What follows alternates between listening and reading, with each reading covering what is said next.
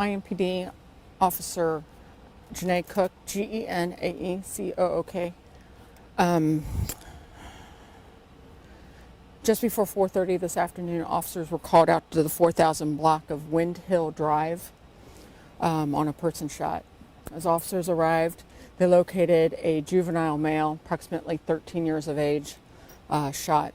He was transported to Riley Hospital in critical condition, where he remains there in critical condition at this time. Aggravated assault detectives have arrived on the scene. They're contacting the crime lab division, who will be on their way out here right now. Detectives have spoke with the people who were inside the residence at the time of this incident. They have taken them from this area down to the detectives area to interview them. Again, this is a situation which is an investigation that we won't have all the answers to right away. We're still learning facts about what occurred right before the juvenile was shot. We do know that everybody involved is somehow related to each other. They were all in the residence, and they all were stayed here for the detectives to speak with them. You know, it's important, no matter what. You know, again, we have a situation where we have a gun accessible where a juvenile got shot. Do not know how this happened, but it's something that, as parents, as family members, as neighbors, everybody needs to recognize the fact when you have a gun in the house, it has to be secured. It has to be out of the reach of anybody in that residence.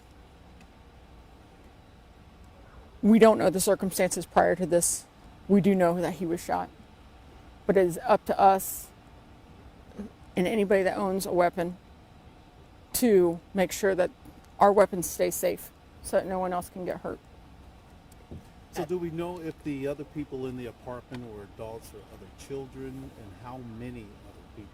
We do know that there were other children in the residence, approximately 3 other children and 2 other adults at the time in which the incident occurred.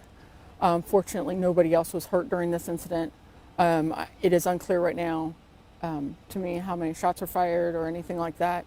We're still determining exactly what occurred beforehand, and those people are all being interviewed. Where is the weapon at this time? I believe within the crime scene. Is there a belief that someone shot him, or could have been self-inflicted? That's what they're still trying to determine, whether or not this is an accident or an intentional act. That will be decided by the detectives and screened with the prosecutor's office. And we're aware that you said he left here critical. Do you know if he was alert when he left at all? Not to my knowledge. We do know that he remains in critical condition at Riley right now. Okay, and do we know if any of the adults in the apartment, were they his parents, or has his parents been contacted? I believe one was a parent, and the other was possibly an uncle. And so those were the 2 adults that were in the residence at the time. Those people have both been transported down to the interviews area for aggravated assault to be interviewed. Again, this is a situation which no one should ever have to deal with, whether this is an accident or an intentional act or something that just went bad.